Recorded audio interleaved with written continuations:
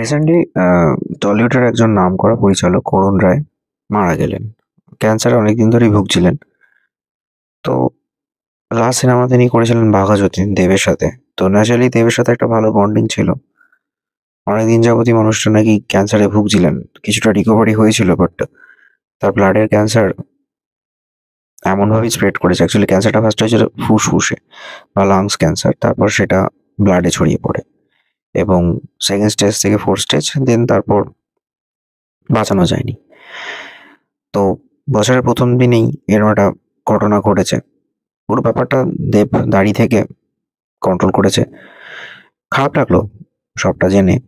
আমি একটা জিনিস দেখে অবাক হলাম। মানে অবাকের থেকে বড় কথা হলো খুব ভালো লাগলো, বা এই মানবিকতাটা যে করতে পেরেছে, দেখাতে পেরেছে, সেইটা একটা বড় বিষয় দেবের কাছ থেকে। যে এত বড় একজন অভিনেতা, স্টার, একজন এমপি, বাট এত হাম্বল যে তিনিও কেঁদে ফেলেছেন। অরুণ রায় খুব কম বয়সেই চলে গেলেন।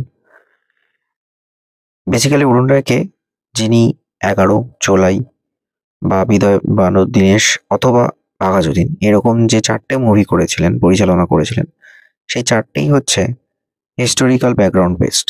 যার জন্য তিনি কম বাজেটে একটা বড় লার্জ স্কেলে সিনেমাগুলো করতেন এবং সেই সময়কার প্রত্যেকটা জিনিসকে খুঁটিয়ে, খুঁটিয়ে তিনি তুলে ধরেছেন। মানে আমি ১১ আর এই 'বাঘা যতীন' ২ টো সিনেমা দেখেছি বলে অনেক কিছু জানতে পেরেছি যে আমরা অনেক কিছু শুনেছি, বা সেইগুলোকে যখন ভিজুয়ালাইজ করা, সেই জিনিসগুলোকে, সেই প্রেক্ষাপটগুলোকে তুলে ধরা, সেটা খুব কম পরিচালকই করেছে। বাংলাতে অরুণ রায়ের সমসাময়িক বা সেই রকম লেভেলের কাজ কেউই করতে পারেনি। তো অরুণ রায় সত্যি খুব বড় মাপের পরিচালক এবং দেব তার মৃত্যুর পর তার শেষকৃত্য পর্যন্ত শখটে পুরোটা নিজে চেপে এই স্টুডিও, রবীন্দ্র সদন বিভিন্ন জায়গায় ঘুরে তার যে শেষকৃত্য সব কাজটা নিজে দাঁড়িয়ে থেকে করেছেন। রক্ষণীয় কাজ ছিল এবং দেবের চোখেও জল। ব্যাপারটা সত্যি একটা অন্যরকম পরিচয় পাওয়া গেল দেবের থেকে। এতটা হাম্বল মানুষ যে দেব, এত ব্যস্ততা, এত মুভির প্রচার খাদান নিয়ে তিনি যথেষ্ট ব্যস্ত। তারপরও তিনি যে সব ফেলে রেখে দিয়ে এই মানুষটার শেষ কাজে তিনি ছিলেন, অন্য পরিচয় পাওয়া গেল দেবের থেকে। মানে সিরিয়াসলি হ্যাটস অফ।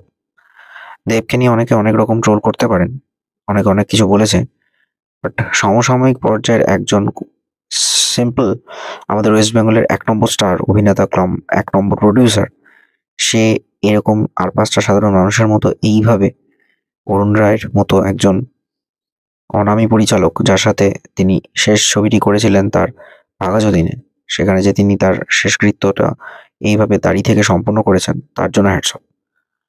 অনেক পরিচালক, অনেক অভিনেতা অনেকেই এসেছিলেন।